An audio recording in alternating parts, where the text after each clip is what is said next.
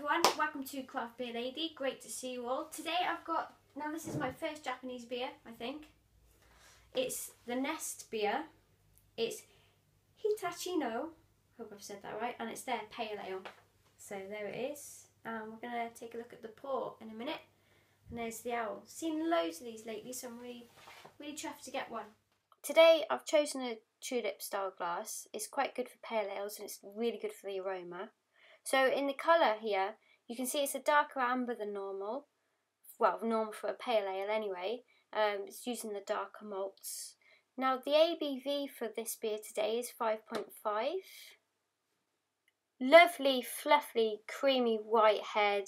Nice and bubbly there.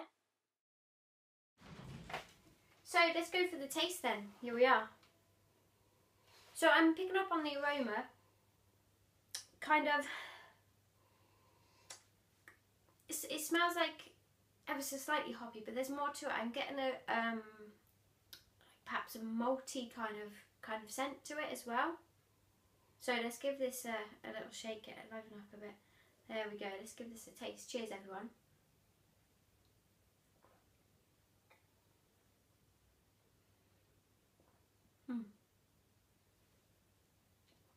So it's a pale ale. I'm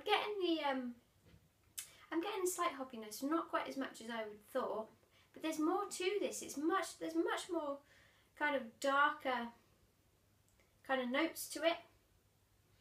It's quite hard to actually. It's certainly not expected. I wouldn't normally associate that with a pale ale. You can see it's not actually that pale anyway.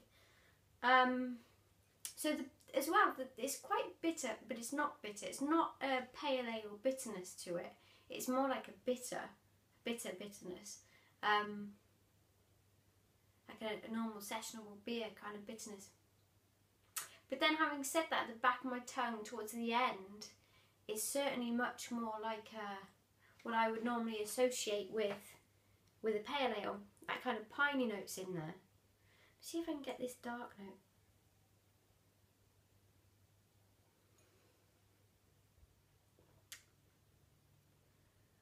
It's quite sweet too. I think it's like malty, sweet malts in there.